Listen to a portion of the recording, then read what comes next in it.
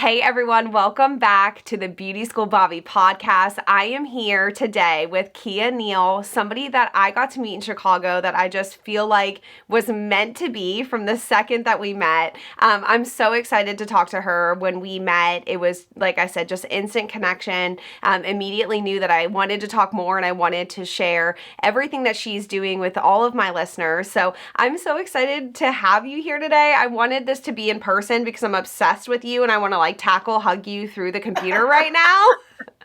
But at least we get to be here on Zoom. So Keya, how are you? I'm good. I am so excited. First of all, let me just tell you, you are a dream, right? And the same was for me when I met you. I was like, I've got to know her. It's just you're a magnet of positive energy, and I just cannot imagine not having met you for this moment. So, hello, everyone. I am so excited. My name is Keya Neal, and I am ready because you've already told me you've got some questions, and I am ready to share with your audience exactly who I am and what we do.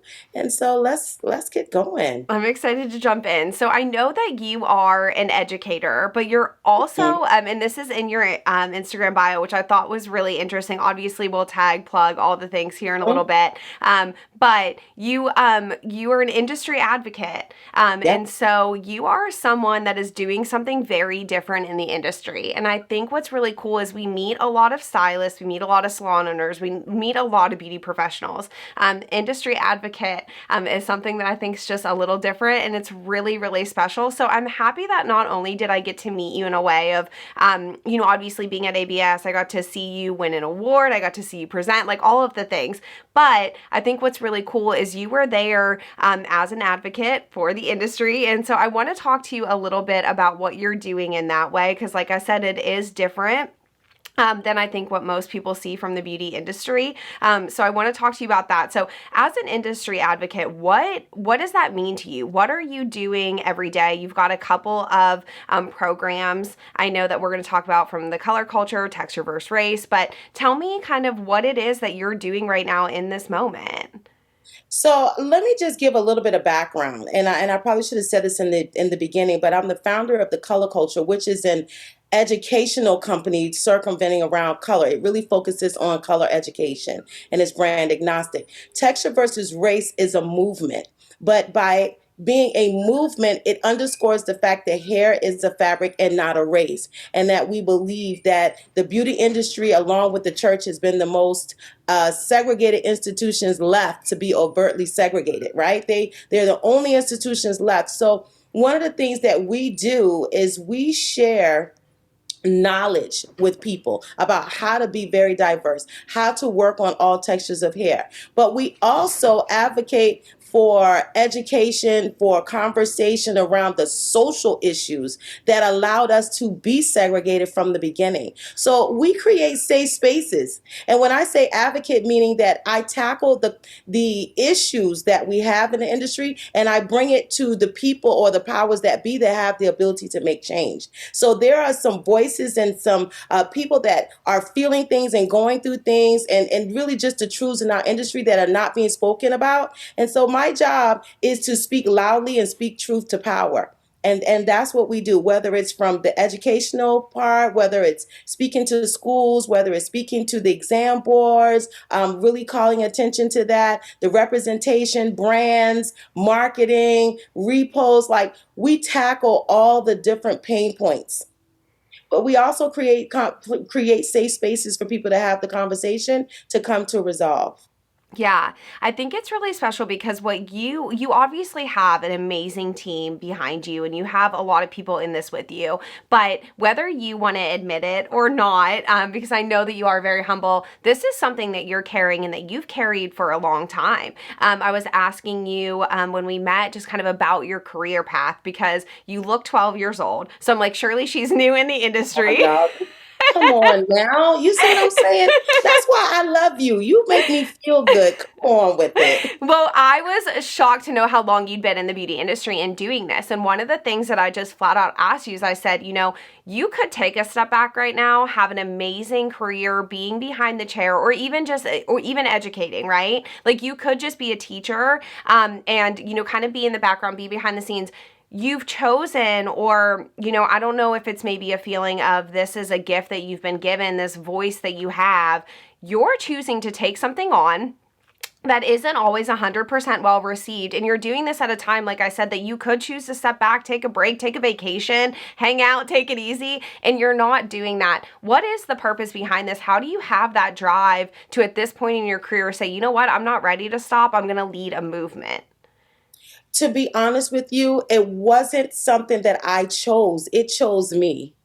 And it just won't let me go. I'm gonna just be really honest about that. I could have rolled my career out, like you said. I could have, transitioned from behind the chair. But education has always been really close to my heart. I've known that my abilities and my gifts do not circumvent around the fact that I'm just a great hairstylist. I do great hair, but I had to learn how to be a great hairstylist. That wasn't really my entry into the industry. I mean, I know people think like, oh, no, really? No, really. There was no one foreseen me going into the beauty industry coming up as a child. So, but what they did know is I had a healthy curiosity and Mm-hmm. that I love to ask questions and I love being a teacher. I love facilitating conversations. I loved I actually went to college for journalism. You know what I'm saying? Like, I went to journalism for marketing and advertisement as well. So hair wasn't really my thing. This movement has attached itself to me because of my journey through the industry and having such a multifaceted perspective of everywhere in the industry. I can speak to you from a stylist to a salon owner to a platform artist to a commission worker to, I mean, there's so many ways, right? Independent. I can speak from so many ways, and I've seen so many things, to be honest with you. And I think that's why I've been chosen for this task at this time. And this is the shift. This is my next moment and periods in life, is to use what innately lives in me to serve a industry that I love so much. And I don't know exactly what lies ahead, but I know in this moment, I couldn't let it go. And it wasn't something that I said, oh, I'm just going to start a movement. Let's just put it on paper. I, like everybody else, just had something to say. I had an opinion. I had an emotion. I had a response. And from there, it just grew. I would love to say that I just one day sat down with a pen and paper and said, here it is. But that's not really how it happened. So I believe that God has just simply placed me here at this point in time. This is my journey. This will undoubtedly be a part of my big story. And I'm looking forward to see what's coming next, actually. I think we're all so lucky to be here in this moment and to have somebody like you to be the voice. I think that one of the things that we talked about too was the way that texture has been, it became a big conversation 2020 over COVID, all the things, right? Like this all became very highlighted. This wasn't very highlighted and new to you. This was something that has been a part of your story, and not just you, a lot of people, Yes. that this had been a part of the story. And I think that at this point we're in this, we've got to come together. This all has to meet in the middle, and it's great that there's attention on this, and there's great that there's a place for a voice, but you have to keep that going so that it doesn't disappear. This can't just be a trend that just is like, oh, this was a hot topic, now it's going to go away. And I think that the way that you've created these programs and these platforms for people is really special. And so I want to ask you kind of what's next? How do you keep this going? How do we keep the conversation front of mind, not just as like a hot topic issue? I love that question too. And let me say, texture had been such a huge thing with the texture and the natural hair movement. That started years ago, probably 15 or more years ago, right? Where the Black community itself was evolving in mind, in emotion, in space. We were creating a newness about ourselves and really pushing back on European standards and saying, hey, how do we fight back? How do we own our own space as a human? And so the idea that it's just become a thing, it's just become aware.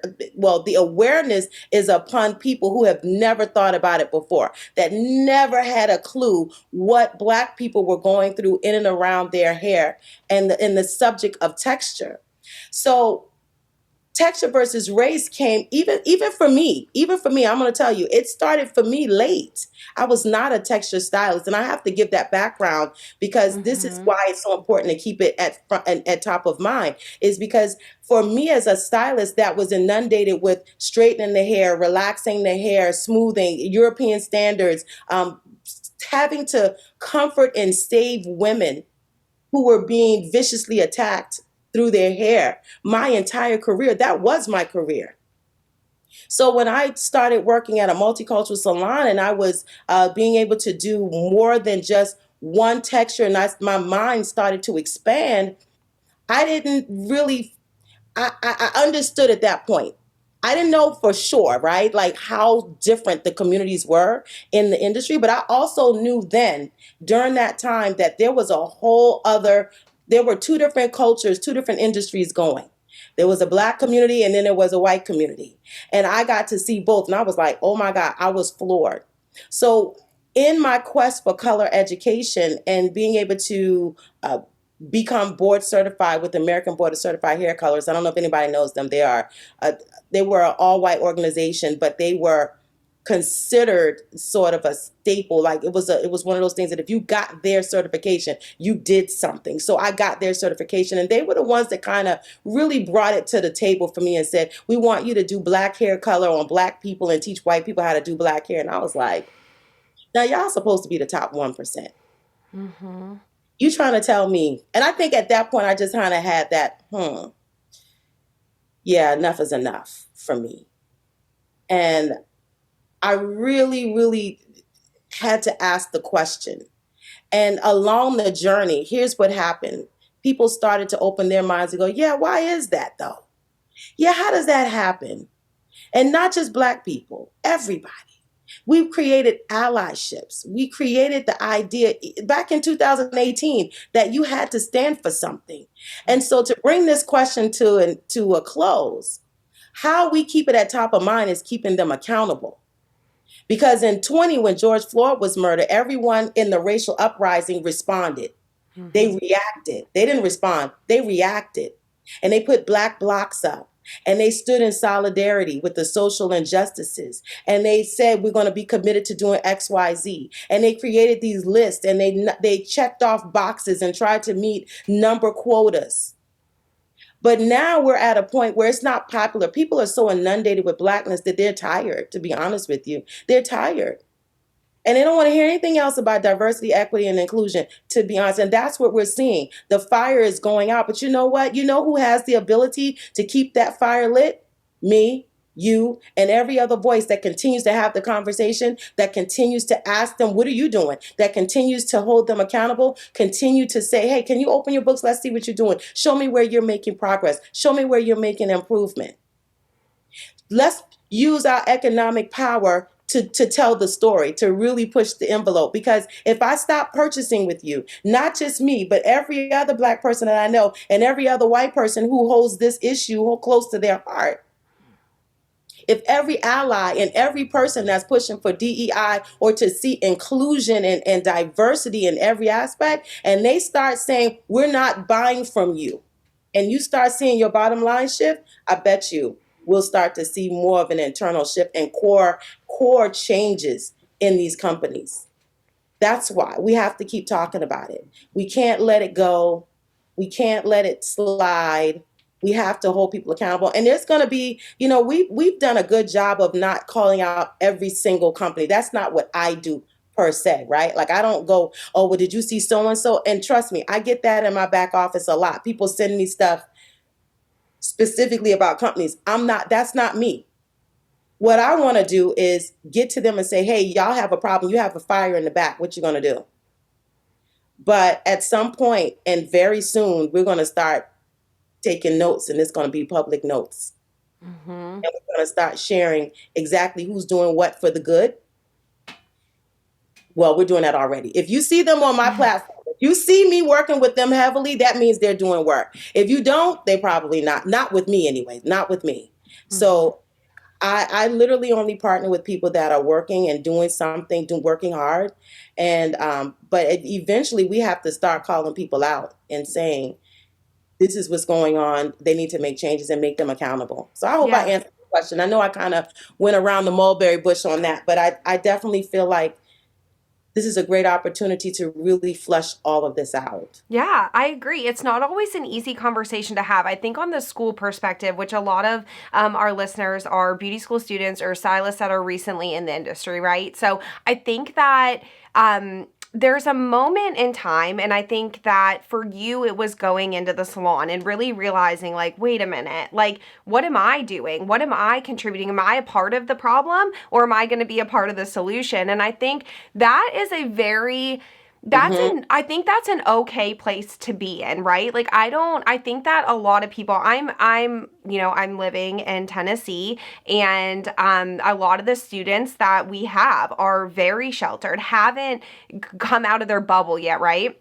I think all of us have that moment where we're like, wait a minute, maybe the world isn't what my parents have always told me that it is, right? So I think that there is a point where you kind of, your eyes are open to it, okay? And then I think there's also a moment of like, okay, so now I'm starting to see the reality of the world.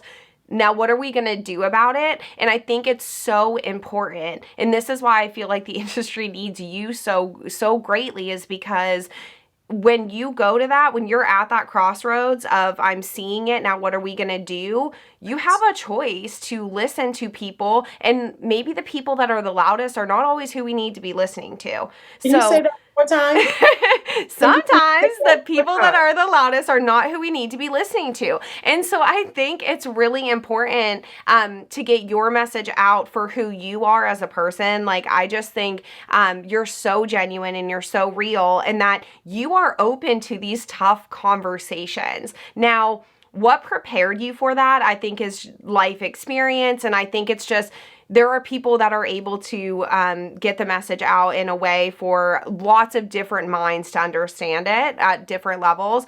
So I think that's really important. If there is somebody listening that's waking up, let's say, to all of this, where do you start? Where do you recommend for people to say, like, hey, I'm realizing that I need to change, that what I'm doing in my salon maybe isn't for everybody? And how do I start?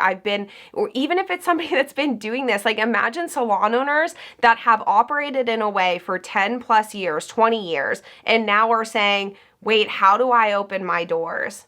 I know that's a loaded question and there's like a million answers to this for sure. What do you recommend? It's not a loaded question. It starts with one singular space. You. It starts with this one person.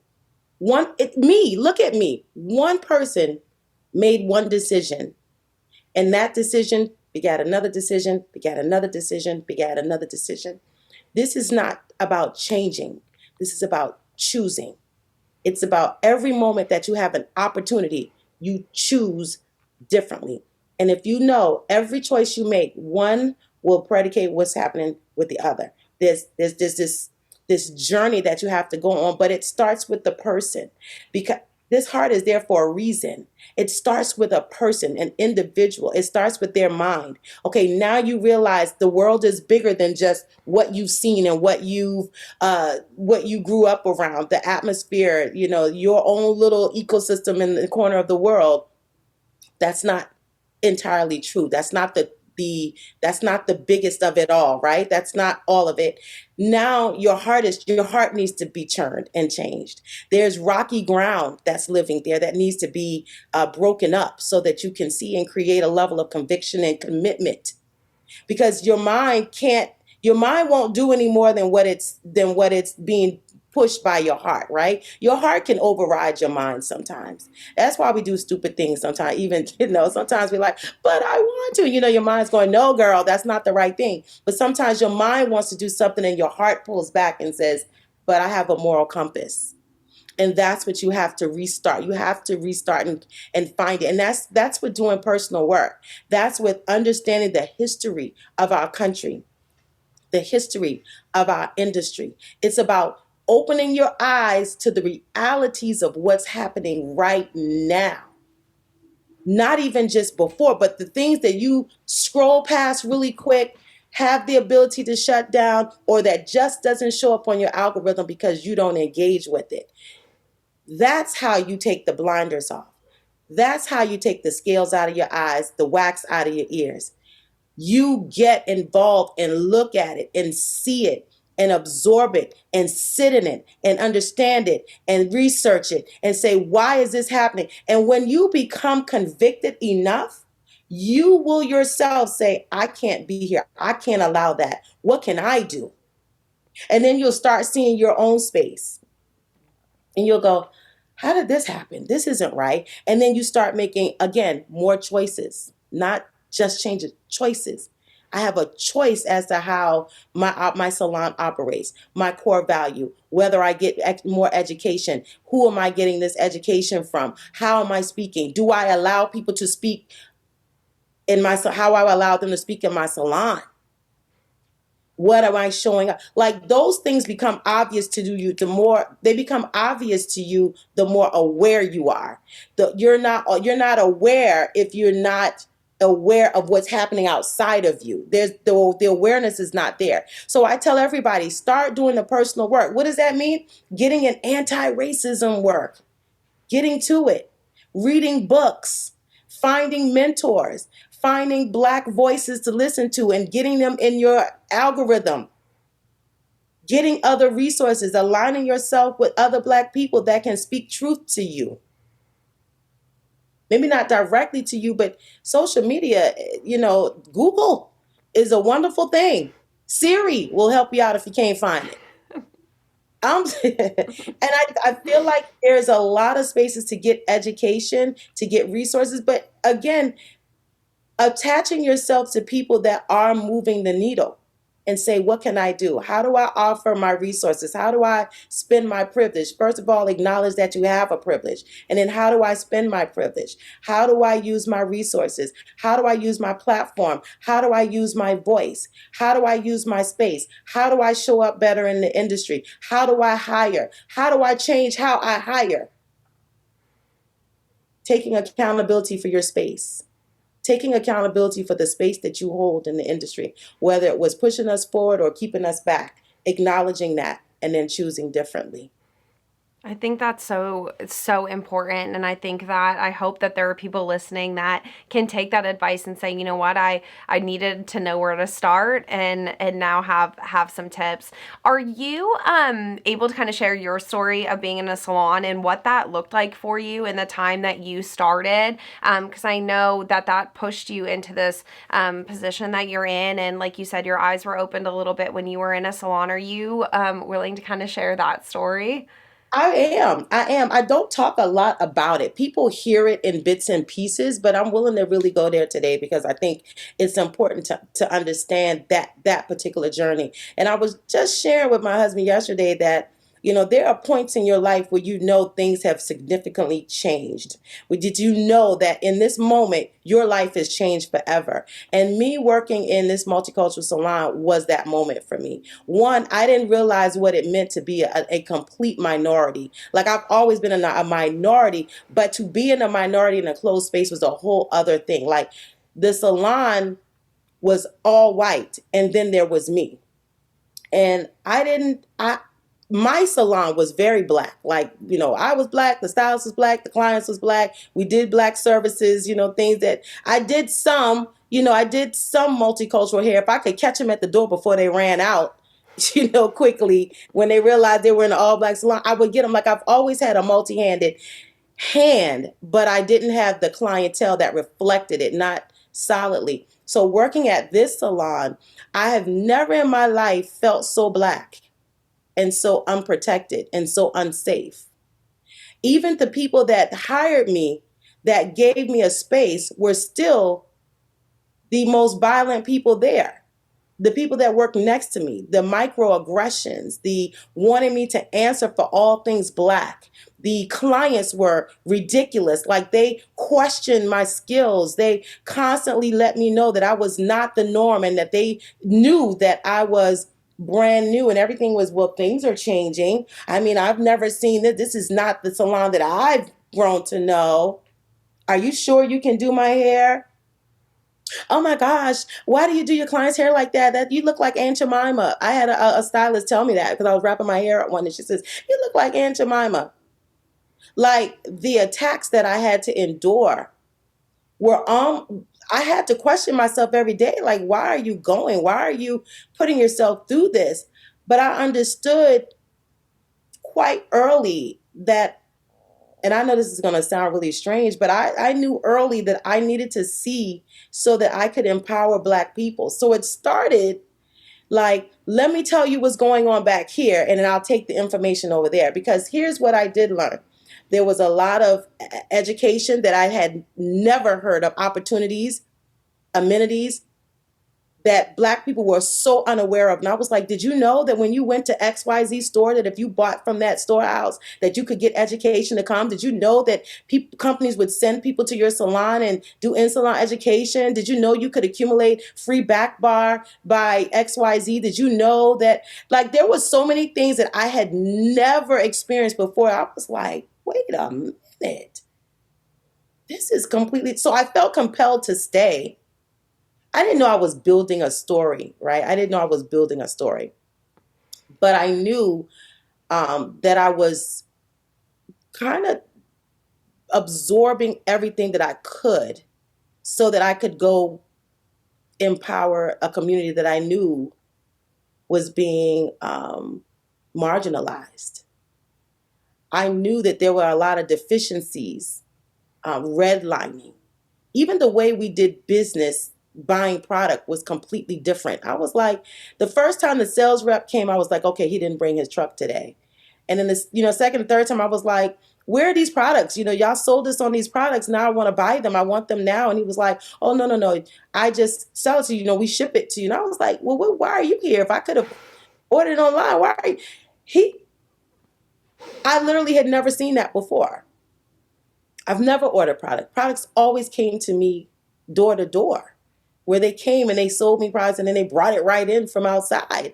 I'd never had anybody say you had to go through a sales rep to order and then it still had to be delivered to you days later. I didn't see that. I didn't see where companies were buying products back so that they could put their products on your shelves or color. You know how many times we switch colors because somebody else had a better deal and the color company would come and say, we'll buy all this off of you just to be able to put our stuff back up. I had never, ever, ever, I promise you Black people didn't know that and had never done that. Never, ever had been given an opportunity. Never. And so I stayed through all of that. Now I know why I stayed. I needed to understand it all. I needed to gain the knowledge. I needed to elevate myself. I needed to know how to do all fabrics of hair. I needed to know how to teach all fabrics of hair. I needed to know what the oppressions and the aggressions were like so I could speak to it now. I didn't know that back then initially. And then, and to be honest, once texture versus race started, I stayed longer than I needed to, but I stayed because I felt like at this point I couldn't have paid for that kind of content. And you used it, which I think is so amazing. Like you made it a I part of don't your know. story. I think sometimes like people want to give up and when they're in situations they're like I'm out, I'm done, look what happened and then you go right back in. It's crazy that you had that knowledge to stay. I mean that is something that you just don't hear, Keya. Like it's just if people want to like give up when it gets hard and like I'm totally guilty of that when things get like oh maybe I'm not supposed to be, I'm out, like I'll dip so fast like I'm out. And I think that like for you to have that courage to stay but just knowing that it was part of your story, like you said, you were telling your husband that like there's those moments, those life shifts, those changes, and taking those as a part of our story, not like the end of the road or such a negative thing. Like you could look back and say, that was a horrible experience. I can't believe I went through that. Look what they did to me. But you choose not to. No, It's and let me also say this. I don't want to cut you off, but I do want to say now, I can't sell them under the river like I got a whipping every day I went into the salon. Okay. I can't say that. I'm not going to say that. I learned a lot. Now, let me say, I also took what I wanted. They gave me certain things, right? They taught me things, but what I learned the most were things that I took. It was the things that they didn't know that was happening that I took as a learning curve for me as well. But I will say, I learned a lot. I developed some wonderful relationships in that time. I have clients that are every hue in the rainbow that I am still very aligned and close with, that I keep up with all their things, that they keep up with me. They're allies, they're proud of me. I have met some amazing people along that journey. I can't say like I just went there and just threw myself on the chopping block. I'm not going to tell you it wasn't everything that I'm saying, but I'm saying that it wasn't like every day of like seething violence. That's what microaggressions are. They're not seething. It's just every day, every other, someone saying something out of turn. It's the etiquette of the salon. It's the talking over people. It's coming to their station, just touching people's hair because you're now enamored with something you've never seen. It's all of those things that we went through that was a learning curve for me. But I did develop some great relationships, especially with clients. There were a few stylists that I talked to. There's a few stylists that I'll never talk to again in this life. But it's all one big story, right? Because Mm-hmm. they also did their part in my journey. They were who they were supposed to be, and I wouldn't have it any other way because I learned and I grew. So it's a such thing as bloom where you're planted. I think that's amazing. Thank you so much for sharing that. Because, like I said, I know that it's not something that you talk about a lot, Mhm. but I did want to share that for people that are, like I said, young stylists, new in the industry. The Beauty School Bobby podcast is brought to you by Tennessee School of Beauty, the leader in cosmetology education since 1930. As one of the first nationally accredited cosmetology schools in the nation, TSB has been recognized by Modern Salon as one of the top 10 beauty schools in America and voted the top cosmetology school in East Tennessee for 28 consecutive years, offering programs in cosmetology, aesthetics, medical aesthetics, and makeup through MUD as MUD's first standalone satellite location in the United States. So come see me to start your career in the beauty industry at Tennessee School of Beauty today. I want to ask you, and I don't know if this is like, because I know that you are on this like journey and like it's a winding road and there's no like, and there's not a pin in this of like an end. What is your ultimate hope for when you decide to retire, step out of the industry, when you're able to take that vacation and enjoy and Mhm. step out? What is it that you hope to see? Are you hoping for this to not have to be a conversation? Are you hoping for it to be a way that the salon looks different? What does it look like for you? Absolutely. I want to not have a job. I want the industry to evolve me out of a job. I want to not have to talk about diversity. I want to not have to look for representation. I want to not have to speak on what inclusiveness is. I want to walk into a room and go, no need for me to say anything. I want it to not be a thing anymore. I want it to not be a thing. Now, I can't say even at that point I would leave the industry. I'll probably just find another way to do something else and still be a part because I love it. But if they could work me out of this job, that would be great. Yeah. I mean, like, if I didn't have to speak on this and speak on these issues, I would be just fine with that because there's so many other things that I want to do in the industry on the way out that I could stand to not have to do this. I'll just say that. Yeah.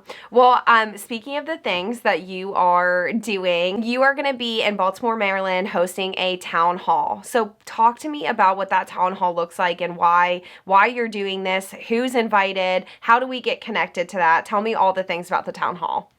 Absolutely. So town hall is a part. It stems from a moment at all of our Texture versus Race summits, right? And there's always this conversation like we're having right now. Where do I start? What do I do? Here's the resources. I don't understand this. I don't understand micro. I don't understand what representation looks like. Should I do it this way, that way? Like there's a lot of conversations that need to be had for understanding. And people are not having them. We're having them in too many different ways. It's like popcorn. It's like, well, I heard somebody said this. I heard somebody said we shouldn't say the word kinky. And then somebody else said, well, kinky's fine, but don't say coarse. And someone said, don't. It's a space where we can come together and have a conversation about specific topics for to be resolutionary. Um, it's not a space to argue the point. It's a space to hear different perspectives about any one or two or three subject matters. And it's coming up with ideas that we can choose to see and infect change in something. So town hall is all conversation, right? We're not doing hair. Right? And I want people to know that we're not doing hair. We will have swag now, but we're not doing hair because like I said, at the TVR summits, we always carve out this space to have the conversation. We create safe pockets so that people can really talk about the social aspect, the emotional aspect, and it gives people a space to be very vulnerable and transparent about where they are and who they are in the industry or what they understand or don't understand about certain nuances about diversity, equity, inclusion, and just the industry as a whole. So we created a weekend to be able to do that, to bring everybody from every corner of the industry. It doesn't matter what you do in the industry, you're invited. If you have a voice, you're invited. If you have a thought, you're invited. If you're just curious and want to sit back, you're invited. This is for everybody to come together that really want to see us choose differently because we have choices. This is the most pliable this industry has ever been. And we have a choice as to how we want to see it going forward. But it takes the community of people to come together to create standards so that we can create an elevation of the standard for the industry as a whole and for us as individuals. So there'll be 2 days. One is more focused on the individual, the salons, the actionable steps, things that they can do, right? All the resources, all the things. And then one is us collectively for the industry, talking about the policies, talking about the systems that are in place, the systematic approaches that we have to certain things. If we can see that and we can say, well, how do I change that? What has to happen? Can I get understanding about why it is a certain way? And then what can we do to change and evolve into a more inclusive space? We had several examples. I've been live on my page for the past week or so, like clockwork, just going live and having excellent conversations about how we buy products, the product distribution houses. We've been talking about how people see those products. We've been talking about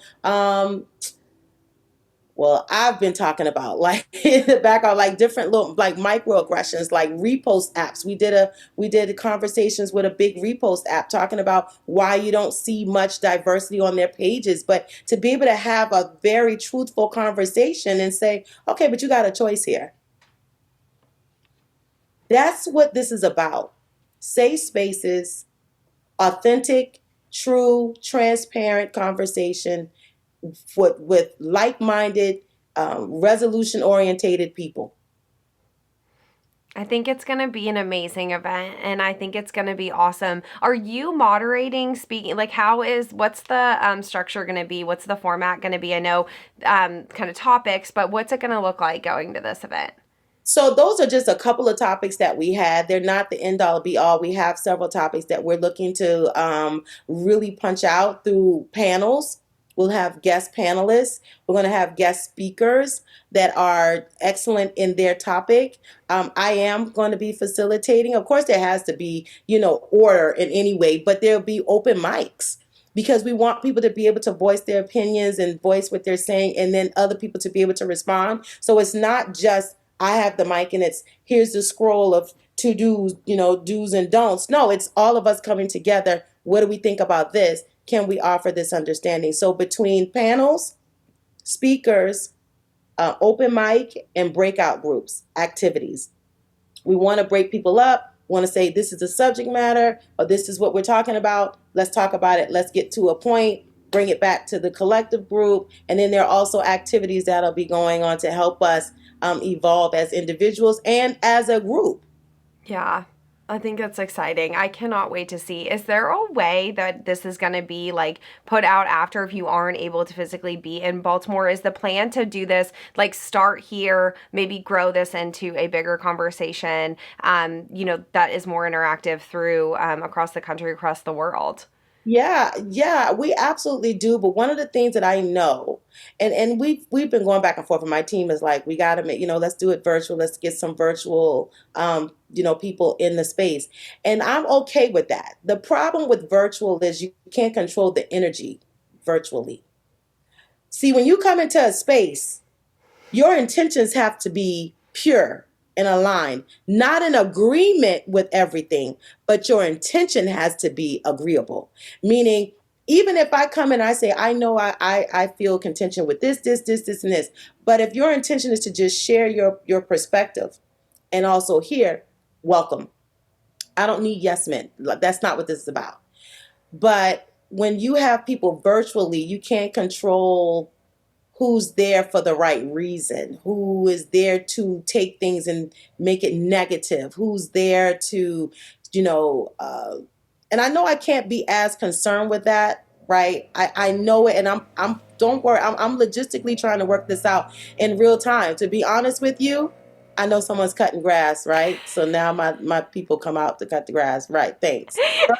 First, it was my dog, my beautiful dog baby scratching at the door. I don't know if y'all heard that. I was like, so it looked like I was distracted, but I was trying to text my husband, like, come get her. Now we got the grass. But sorry, y'all. But it's still good information. Don't worry Yes, about it. we are Overlook it. It's good. fine. So, but I think, like I said, we're building an airplane while it's in the air. I don't Hmm. have it all down pat. I don't know exactly what's the best. And if we do it virtually, if we don't, if we just keep doing it live and just let people come, if we let it go later, like we're still working that part out. And I wish I could have a definitive answer. We may have a few people coming virtually, right? But not just open, because the point is to get the energy in the room and to be able to read the energy and read people's body language and pour into that. It's funny that you have that because I was actually, I mean, as I was thinking like, okay, what are you opening yourself up to by doing that? Unfortunately, it's something that like that obviously we all know, TikTok, the internet, I mean, it can be a dark place, right? Like it can be a very negative. How many times have we heard people taking social media breaks and like there is a reason for that. I think people like you and me are so connected when we're in person, that you get that energy, you feel that energy and all that stuff. I'm not a person that, although we do this online and all that stuff, I'm not somebody that wants to live in that world. I can't. Like, I have to be in front of people, I have to be with people, and I need to do that. I think that's an interesting point, is that there is a cap to how much we can, unfortunately, but it is just the truth, it is just reality, how much we can open it to that virtual world, because like you said, it's so easy for someone to sit there and just be negative and to be whatever and to not have good intentions coming into something like that.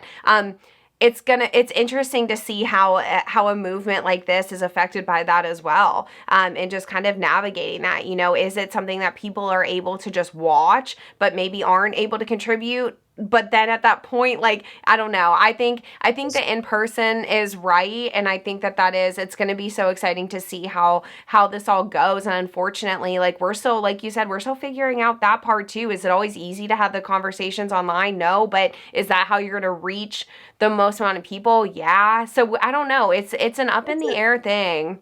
A double-edged sword. And Mhm. I'm gonna be honest, I do what I have the capacity to do. I do what I Mhm. can when I can do while I can when I can, and I forget the rest. Yeah. That's it. And so that's how I maintain my own safe space. That's how I self-care, is not being pushed and provoked to do something that I'm not that I don't have the capacity or bandwidth to handle. And I Mhm. say that because we've had people come in with ill intentions. And then they go back and then they blow it up and make it like it was so negative because their feelings were hurt and they didn't like this and we didn't make them feel like that. And then they cry and they use their white tears to distort a movement. How dare you? Mhm. I got a problem with that. So it makes me go, okay, But when you're in the building, right, and I can see you for who you are, then I handle you accordingly. Mm-hmm. Whether that's to invite you to leave or just say, I don't think this is a space for you. How about this is it? Like, you're not welcome here. Or Mm-hmm. I absolutely understand you. Let's have a deeper conversation because here's the thing people will be more transparent when they feel safe. And by safe, I don't necessarily mean comfortable. I just mean safe. Like there's no harm that's going to come to you. And Right. sometimes you can't control that on the internet because people are very shifty. Very, Mm-hmm.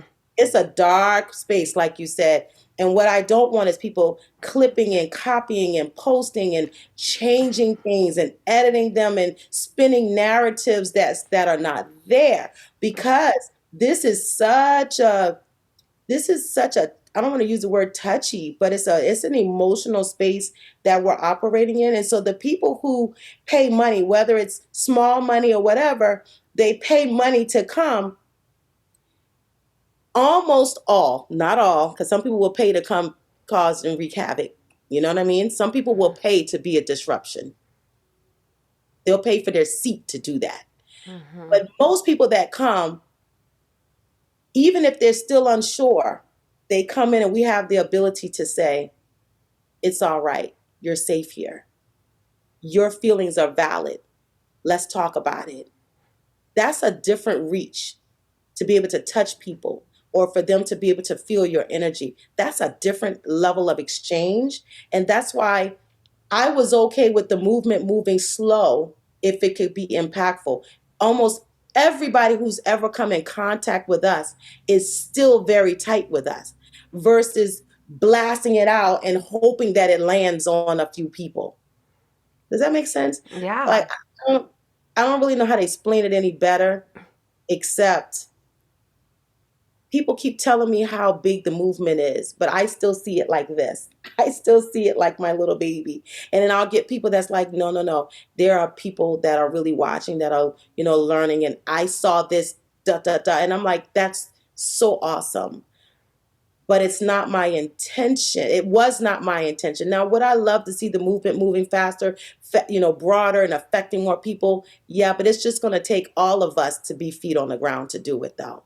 Mm-hmm. I don't believe right now that I don't know. I'm not going to say that because I don't know what God has for me. Let me just say Mm-hmm. that I don't know what God has for me. Because if Oprah Winfrey calls me tomorrow and say we're gonna put it on, we're gonna be out there, then it's out there. So I'm not going to say that. I'm just saying Keya is doing it the way Keya can do it and can handle it. But if God says that it's going to be different, then it's going to be different. Yeah. What an important message though to let it be slow sometimes. And sometimes that's how the greatest change is going to happen is in a slow movement. Like I think so many people just want to run as fast as they can and get as much change as many people and as many followers and all this stuff, but like I really love that you've been okay with it. It's not a success because it went slowly. It might Right. be yeah, so I love that. I think that that's a really important message just for everyone to hear too is that these small pieces, these small one step at a time doesn't mean it's not working, because I think that's something that we've all been programmed to feel also is it's not enough if it's not so successful overnight. If we're not the If it blow didn't up. go viral, Exactly. Yeah, and that's just genuinely not the case. So I'm so happy that you said that because I think that that is just something to make everyone should feel better hearing that even these small steps, these small changes, these little things,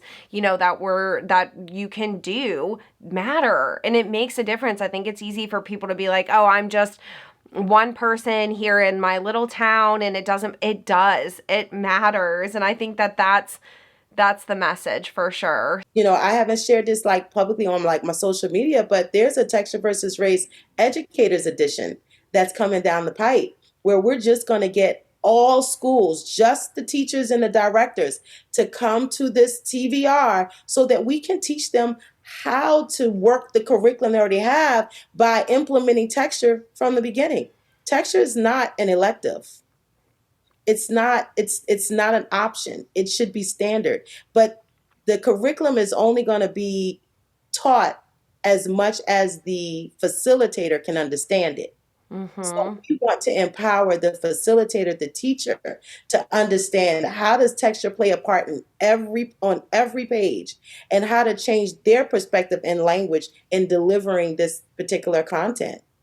There's a So huge responsibility in schools, and I am so happy to hear that you are working on this, that this is happening. Like, I think that that is one of the most important places that we can start. I saw a huge shift. I was telling you this at ABS, but when we put textured mannequins in the kit and we have the classes. So I remember when I started, and this, is the story for a lot of people, but when I started working at the beauty school, I remember texture coming in the junior and senior classes, right? So they're in their advanced hours. Now they get it like week 4 and they're excited, Keya. Like they are so excited because what used to happen, and I don't know that this, I mean, you know this, I'm not telling you anything you don't know, but what used to happen is then they would get clients on the floor, right? Like they would start getting their clients in, they're scared to take clients anyways. Like it is one of that first client you get in beauty school is the scariest, right? And now like and so I think that them being confident, this all works together. Like everybody should know how to work with textured hair, right? Like we all know that. But for the confidence of the stylist to be able to do their best work, any of the students at the school to be able to do any service, that's the goal. Like that's education. That's what we're there for. Like no matter what race you are, no matter whatever. Like I remember in school or when I first started working there, I had like walked up to the front desk and there was a black client that came in and was like, I only want a black student working on me, right? And understandably so, you want to know. But now that's gone away. And I think it's so awesome to see, like I said, these girls that have had no interaction, no experience even with other races in their life, Keya. Like not at all. But you know where they do have it is in their chair. And like that is just the best. I mean, it's the best feeling and it's so exciting to see. And I think there's a lot of work that schools can be doing. But again, they need leadership like you to make sure that we're all doing it right, like that it gets rolled out in the right way and that we know how to answer questions. I'm so excited for this. And I just think it's the most important thing that I can give to my students and my instructors. Like, I think I'm over the moon about it.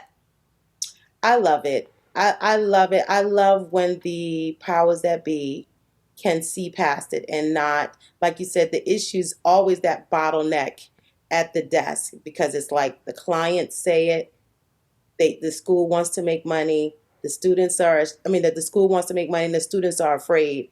And all of those emotions and intentions lead up to creating a segregated industry.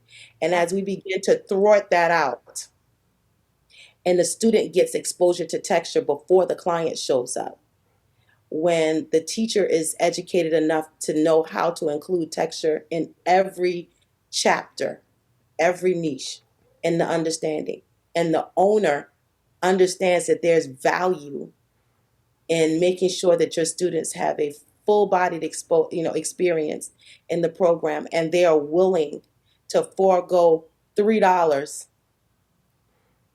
in exchange for the right thing to happen, the right experience to take place for the students. This is when we start to see the advancement. It really is, but everybody's going to have to choose and choose differently. So I'm excited to see it all happening. I'm excited to be a part of it. There are so many people that have come before me that have been screaming these same messages. There are people that work parallel with me, or even coming up before, even like recently, but before me, like that have had voice or have been trying to have voice in their areas that I always have to acknowledge.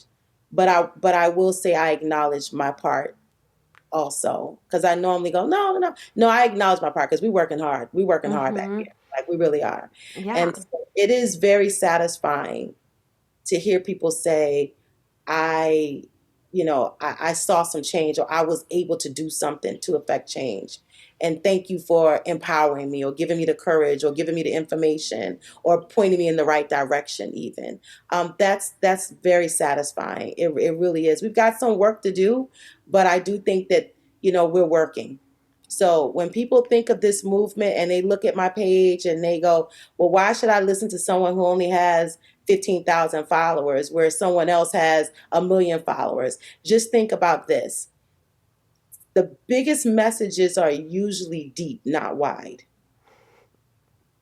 Our message is deep. The people that have aligned themselves, they are aligned.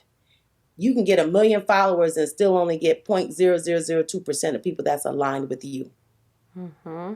So just keep that in mind. I don't want to be wide. I don't want to be too big that I can't hold it. Mm-hmm. I want to be deep. Yeah. Well, I'm so thankful that we got this time together. I'm so thankful that I got to meet you. And I just can't wait for more of this and more time with you because I do think there's more for us. And I'm just thankful to have you in my life and thankful that you're in this industry and doing all the work you're doing. So I know your personal page is at Keya Artistically on Instagram. We can follow at the Kolour Kulture and at Texture Verse Race on Instagram as well. So we will stay tuned for updates from the town hall. I cannot wait to hear how it goes. I'm so, so, so excited for you and just excited for everything that you have going on right now. Thank you so much for having me. This has been Yes. amazing, a great conversation. So thank you so much. Yeah, so we will see you soon and take care, Keya. Love you. Love you too, babe.